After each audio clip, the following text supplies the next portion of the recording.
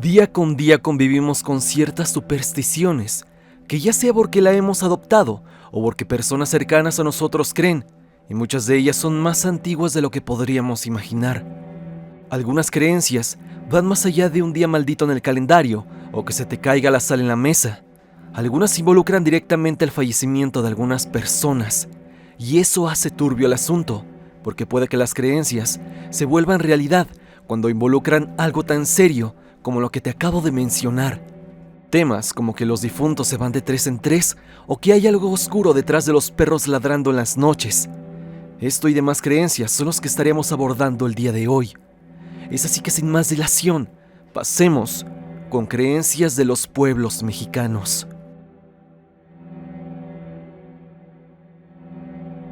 Se van de 3 en 3. Dentro del vasto universo de las creencias populares mexicanas, hay una que genera inquietud y que personalmente se me hace muy peculiar, ya que en cierta forma he visto que es real. Y esta genera una inquietud cada vez que se menciona. Es como escuchar entre pláticas de vecinos o familiares esta frase que retumba: cuando se muera uno, faltan dos. O una que ya has escuchado seguramente: siempre se van de 3 en 3. Esto parece una maldición o algo parecido, algo que está arraigado y que sí o sí va a pasar. Y es que la idea de que la muerte no camina sola, sino que viene acompañada, ha cruzado generaciones, sembrando terror en quienes la escuchan, porque para muchos esto no es solo un decir, es algo que han visto repetirse en sus vidas. El dicho popular afirma que cuando una persona fallece, pronto fallecerán otras dos, pero esas otras dos personas tienen que ser conocidas. Algunas versiones más intensas dicen que incluso la muerte se lleva a las personas en grupos de 3. ¿Pero por qué en 3? ¿Tiene alguna explicación lógica? ¿O es simplemente un patrón que la gente ha notado a lo largo del tiempo? Puede que en este preciso momento tú estés impresionado a lo que te estoy diciendo, ya que es algo que yo he visto y vaya que es real. Desde tiempos antiguos el número 3 ha tenido un simbolismo profundo en muchas culturas, y México no es la excepción. Para algunos, representa un ciclo completo: nacimiento, vida y muerte. Para otros, es el equilibrio espiritual, cuerpo, alma y espíritu. Incluso en la religión católica tan arraigada en la tradición mexicana, se hace constante referencia a la Santísima Trinidad. Por eso, el número 3 adquiere un peso casi místico cuando se habla de eventos tan trascendentales como el fallecimiento. Pero lo interesante de esta creencia es que no solo se queda en el terreno del simbolismo. Hay muchas personas que juran haberlo vivido. Tal vez fallece un abuelo, y a los pocos días cae enfermo un vecino, y luego alguien más sufre un accidente, y este puede ser cualquiera: un amigo, alguien conocido, alguien que sueles frecuentar. Y esto lo han vivido muchísimas personas. Y aunque todo podría explicarse como simple coincidencia, las coincidencias pierden fuerza cuando se repiten tantas veces, ¿no te parece? En comunidades pequeñas esta creencia se vuelve aún más intensa. Cuando se denuncia el fallecimiento de alguien, no falta quien diga: ya se fue el primero, vamos a ver quién sigue. La gente comienza a especular, a recordar quién más está enfermo, quién ha tenido mala racha, quién soñó con velas o escuchó una lechuza cantando cerca de su casa. Cosas que muchos vinculan a una muerte cercana. Y así, el ambiente se llena de una tensión difícil de explicar, como si el pueblo entero supiera que la muerte aún no ha terminado su trabajo. En algunos casos se dice que los difuntos se jalan entre sí, es decir, que cuando alguien fallece, su alma, en su paso hacia el otro mundo, llama a otros dos que están listos para partir. Y aquí es donde el asunto se pone más macabro, porque no necesariamente son personas enfermas o mayores. A veces son jóvenes, personas saludables o que parecieran estar perfectamente bien. Muchos aseguran que no hay forma de evitarlo, que es una especie de pacto que la misma muerte hace con el universo. Me llevo uno, pero no me voy sola. La creencia de que ella se los lleva en grupo no solo se limita a los relatos que se escuchan en comunidades rurales o pueblos pequeños. En muchas ocasiones también se encuentra presente en el imaginario colectivo de ciudades más grandes, donde las noticias de fallecimientos suelen ser más frecuentes, pero igual de misteriosas. Es curioso cómo esta creencia se mantiene firme en el inconsciente colectivo de muchos, aun cuando la lógica científica no respalda la idea de que algún fallecimiento ocurra de manera grupal. Sin embargo, cuando la mente humana está ante el dolor, busca patrones y explicaciones para lo inexplicable. El ser humano necesita encontrar algo que le dé sentido al sufrimiento y la tragedia. Y así, cuando se da una pérdida, la mente se tranquiliza al pensar que algo más está por venir, o que si todo eso malo pasó, fue por algo, por alguna razón, y no que simplemente pasó porque sí. La fatalidad parece menos aterradora cuando se sabe que no es una experiencia aislada, sino parte de un orden de la vida, tal cual como lo dice este mito de que se van en tres. Lo que es aún más fascinante es que si bien esta creencia ha existido durante siglos en diversas culturas, en México, el dicho de los difuntos se van de tres en tres, esta al parecer tiene una raíz que se remonta a los antiguos pueblos indígenas. Los mexicas y otros grupos originarios creían firmemente en la existencia de ciclos de vida y muerte.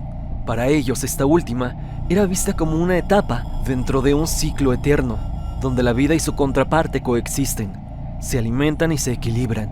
El número 3 tiene un profundo simbolismo en su cosmogonía, representando no solo una unidad divina, sino también la interrelación entre los diferentes planos de existencia.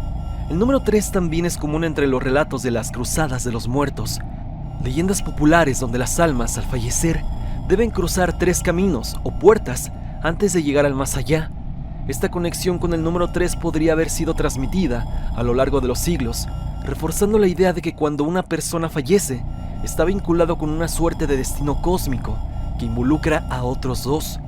El fallecimiento no viene como un golpe único y aislado, sino como parte de un ciclo inquebrantable al que todos deben de enfrentarse tarde o temprano. En la vida moderna, el concepto del fallecimiento grupal sigue vigente en muchas comunidades, incluso cuando científicos y médicos aseguran de que no existe evidencia alguna de que el fallecimiento puede llegar de 3 en 3. Aún así, la gente continúa repitiendo esta creencia, ya sea por tradición o por el poder de la superstición. En un país tan lleno de historia, tradiciones y mitos, esto para muchos sigue siendo un misterio, el cual no se puede entender completamente. ¿Por qué los perros ladran en la noche? En los pueblos de México, cuando cae la noche y el silencio empieza a cubrir los techos de lámina y las banquetas agrietadas, hay algo que rompe la calma: el ladrido insistente de los perros. No importa si es en la colonia más humilde de Oaxaca o en una calle empedrada de Guanajuato, siempre hay un can que no deja de ladrar hacia la oscuridad. Y aunque para algunos esto no sea más que ruido, para muchos otros, especialmente entre las generaciones mayores, esto tiene un significado mucho más profundo y más inquietante. Se dice desde tiempos antiguos que los perros no ladran porque sí, que si lo hacen, especialmente cuando lo hacen sin razón aparente, mirando a un punto fijo o con el cuerpo temblando, es porque están viendo algo que nosotros no podemos observar, algo que no pertenece a este mundo. La creencia más extendida entre las familias mexicanas es que los perros perciben la presencia de espíritus, almas en pena o incluso la mismísima muerte. Y no se trata solo de una superstición, esto ha sido pasado de generación en generación. Una de las versiones más comunes asegura que los perros son capaces de ver a la Llorona cuando se está acercando, la famosa entidad fantasmal que vaga por los ríos, calles y terrenos baldíos, llorando por sus hijos. Si un perro comienza a ladrar sin razón alguna, mirando a un rincón de la casa o al patio oscuro de la propiedad, uno no debe de asomarse, porque esta entidad podría estar cerca, caminando entre los árboles o parada justo en la entrada. Otra interpretación profundamente arraigada tiene que ver con la presencia de la muerte, así como se representa en la figura del nahual o incluso el tzitzimime, entidades espirituales o demoníacas del imaginario indígena. Hay quienes aseguran que si un perro ladra en medio de la noche, de forma nerviosa y persistente, puede estar advirtiendo de una visita de la parca, un fallecimiento próximo, ya sea de alguien en la casa o del propio animal. En algunas regiones rurales de Chiapas o Veracruz, por ejemplo, las abuelas cuentan que los perros tienen el don de ver lo invisible, desde seres de otro mundo hasta duendes, chaneques o simplemente almas que no han podido descansar. Hay familias que incluso prenden veladoras cuando los perros ladran demasiado fuerte durante la madrugada, como una forma de calmar a esas almas errantes y pedir que sigan su camino. Pero no todo es miedo o tragedia. También hay una creencia ligada a la protección espiritual. Se dice que los perros, al detectar estas presencias, ladran no solo por miedo, sino para proteger a su familia, para avisarles que algo está rondando, merodeando en la penumbra. En varias regiones del país, sobre todo en el sur, hay un relato que se repite entre los ancianos. Si oyes a un perro ladrar durante la madrugada y al mismo tiempo sientes un escalofrío, es porque algo está pasando cerca. Hay quienes afirman que los perros no solo ven fantasmas, sino que también pueden ver la maldad. Personas que practican brujería, energías oscuras y hasta maldiciones dirigidas. Según algunas historias populares de Oaxaca y Puebla, cuando un perro empieza a ladrar sin cesar, mirando hacia una persona, es posible que esa persona traiga algo consigo, alguna carga espiritual o incluso intenciones negativas. Por eso, en algunos pueblos, cuando el perro de la casa se pone inquieto frente a una visita, muchos optan por limpiar el lugar con incienso, ruda o copal. En la cosmovisión mexica, los perros tenían un papel crucial. Eran guías de almas en el Mictlán, el inframundo mexica. El Xoloescuincle, una raza de perro nativa de México, era considerado sagrado. Se creía que cuando alguien fallecía, su espíritu necesitaba cruzar un río en el más allá, y solo podría hacerlo si en vida había tratado bien a los perros. Uno de estos animales lo esperaría en la otra vida para ayudarle a cruzar. Por eso los perros también están tan conectados con el mundo espiritual. No solo lo perciben, sino que son parte de él. Volviendo al tema, la creencia sigue tan viva como siempre. Basta con darse una vuelta por comunidades rurales o barrios tradicionales. Si un perro comienza a ladrar, más de uno hará la señal de la cruz, otros murmurarán una oración y los más supersticiosos podrían hasta dejar una vela encendida o aventar agua bendita por la puerta. En plataformas como TikTok o YouTube han surgido decenas de videos donde se ve a perros ladrando con desesperación frente a puertas, ventanas o rincones oscuros, justo antes de que ocurra algo extraño, un apagón, una sombra extraña que se cruza o un objeto que se cae sin explicación. Aunque algunos lo toman como una simple coincidencia, para otros son pruebas claras de que los perros siguen siendo grandes guardianes del umbral entre este mundo y el otro. Y quizá lo más escalofriante de esto, hay quienes aseguran que si un perro aúlla, como si estuviera llorando, y lo hace mirando al cielo, es porque un fallecimiento ya ha sido anunciado.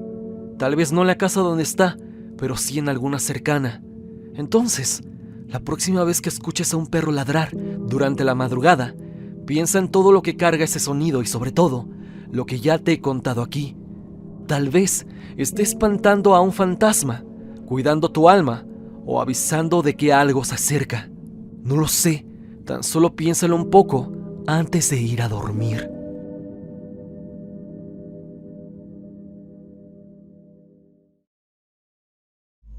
¿El alma pesa 21 gramos? En el cruce entre la ciencia, la espiritualidad y el misterio, existe una creencia que ha perdurado por más de un siglo. La idea que el alma humana, ese ente invisible que supuestamente nos da vida, pesa exactamente 21 gramos. A lo largo del tiempo, esta afirmación ha sido replicada en libros, películas, documentales y hasta en conversaciones cotidianas. ¿Pero de dónde salió esta creencia? ¿Hay una base científica detrás? ¿O estamos ante otro mito más de los muchos que rondan? Para entender el origen de esta creencia, tenemos que remontarnos a inicios del siglo XX, específicamente en 1907. En ese entonces, un médico estadounidense llamado Duncan McDowell llevó a cabo uno de los experimentos más extraños y controversiales que se hayan realizado jamás dentro de un hospital. McDowell estaba convencido de que el alma era una entidad física, y si era física, debía tener masa, es decir, debía pesar algo. Su teoría era simple pero ambiciosa. Si lograba pesar a una persona justo en el momento de fallecer, podría detectar una pérdida súbita de peso que representara la partida del alma del cuerpo, y para demostrarlo, utilizó una balanza industrial lo suficientemente precisa como para captar incluso los cambios más sutiles. El médico encontró 6 pacientes terminales con tuberculosis en un hospital de Massachusetts. Todos estaban a punto de fallecer. Él colocó a cada uno en una cama especialmente modificada para funcionar como báscula, y entonces esperó, uno por uno. Los pacientes iban falleciendo mientras eran monitoreados, y en todos los casos, según su testimonio, hubo una pérdida de peso casi inmediata. En promedio, 21 gramos. Esa cifra se convirtió en leyenda. McDougall publicó sus hallazgos en una revista médica, y de inmediato, el experimento se volvió tema de debate entre científicos, religiosos, espiritistas y medios de comunicación. Algunos lo tomaron como prueba indiscutible de que el alma existe y tiene peso. Otros lo tacharon de pseudociencia. Pero lo curioso, no solo la cifra, sino lo que ocurrió después. McDougall intentó replicar su experimento con perros y no encontró ninguna pérdida de peso al momento del fallecimiento. Con eso, afirmó que los animales no tienen alma, lo cual generó una nueva oleada de críticas, pero también fortaleció la narrativa de que el alma humana era única, diferente a la de cualquier otra criatura viva. El número 21 comenzó a adquirir un significado simbólico. A lo largo de los años, la creencia se filtró en distintas culturas, incluyendo la mexicana, donde la concepción sobre el alma, la muerte y lo espiritual. No faltaron quienes relacionaron esos 21 gramos con los rituales de despedida, las veladoras encendidas, el peso del alma subiendo hacia el cielo o incluso siendo retenido en el purgatorio. En México, donde el fallecimiento no es el final, sino una transición sagrada, esta idea de los 21 gramos se encajó como anillo al dedo, y aunque la mayoría de las personas no conocen los detalles del experimento, la frase «el alma pesa 21 gramos» se repite como una verdad aceptada. Muchos la escucharon de sus abuelos, otros de películas, y otros más que la han leído en libros o en notas de internet. Pero entre muchas personas siempre ha estado presente esta creencia, que ronda entre la fe y la ciencia. Ahora bien, si nos ponemos estrictos y fríos, la ciencia moderna ha desacreditado por completo el experimento. Se sabe que la pérdida de peso de los 21 gramos en una persona que acaba de fallecer puede deberse a una variedad de factores fisiológicos. La expulsión de aire, relajación muscular, liberación de fluidos, incluso el cambio de temperatura corporal. Además, el tamaño de la muestra de McDougall era mínimo, sin controles rigurosos y con muchos márgenes de error. A pesar de eso, la creencia sigue viva, porque lo que importa no es tanto la exactitud del experimento, sino lo que representa. El alma, para muchas personas, es algo tan real como sus propias emociones. Y si el alma existe, tiene que tener un impacto físico. ¿Por qué no pesar 21 gramos? Suena muy en concreto, casi como si pudiera medirse en una balanza cualquiera, y eso le da fuerza a la creencia. En muchas regiones de México, por ejemplo, se hacen rituales para acompañar el alma en su viaje. Se encienden cirios que guían su camino, se toca música que lo ayuda a elevarse, y aunque nunca se menciona explícitamente el peso de los 21 gramos, la idea está implícita en esta carga que se libera, en ese algo que deja el cuerpo en el último suspiro. Incluso entre quienes no son creyentes, hay una especie de respeto hacia esa noción de se fue. Dicen que cuando alguien fallece ya descansó, como si una fuerza invisible se hubiera desprendido del cuerpo, y esa fuerza para muchos es el alma. Llámese como se llame, pase lo que pase. La conexión emocional con esta idea ha sido tan poderosa que incluso la ciencia no ha podido erradicarla del todo. Al contrario, ha terminado alimentando el mito, porque la ciencia puede explicar muchas cosas, pero hay otras que escapan de sus manos.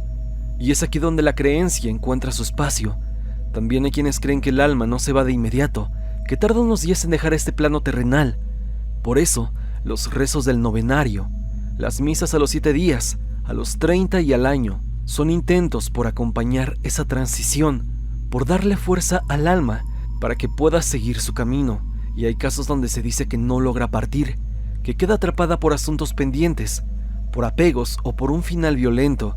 Y ahí es cuando nacen los relatos de almas en pena. Se aparecen todas las noches a las 3, dicen en muchos pueblos.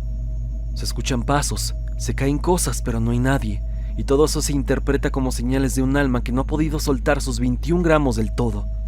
Incluso en los hospitales, los trabajadores, sobre todo enfermeras o personal de limpieza, cuentan cosas, que cuando alguien fallece, se siente el cuarto más pesado o más ligero, que hay un cambio en el ambiente. Algunos dicen que se escucha un suspiro, otros que una sombra se desliza hacia la puerta, Es como si algo efectivamente abandonara el cuerpo, porque hay algo que se rompe en el aire y ahí, aunque no haya básculas ni experimentos, los 21 gramos se vuelven reales. Pero cuéntame, ¿consideras que en realidad esta creencia trasciende a algo más allá de eso? Una creencia. ¿Consideras que con lo visto en el experimento de McDowell se podría considerar real esta creencia? Me gustaría saber qué opinas en la caja de comentarios.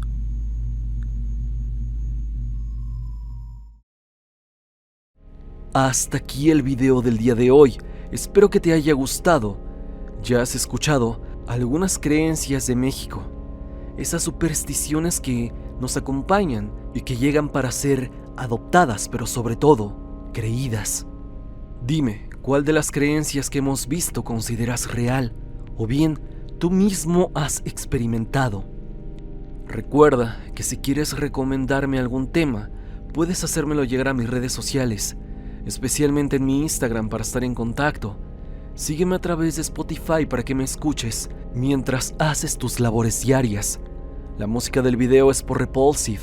Si te ha gustado, por favor suscríbete a su canal. El link estará en la descripción. Sin más que decir, no te olvides que yo soy Stan y te deseo dulces pesadillas.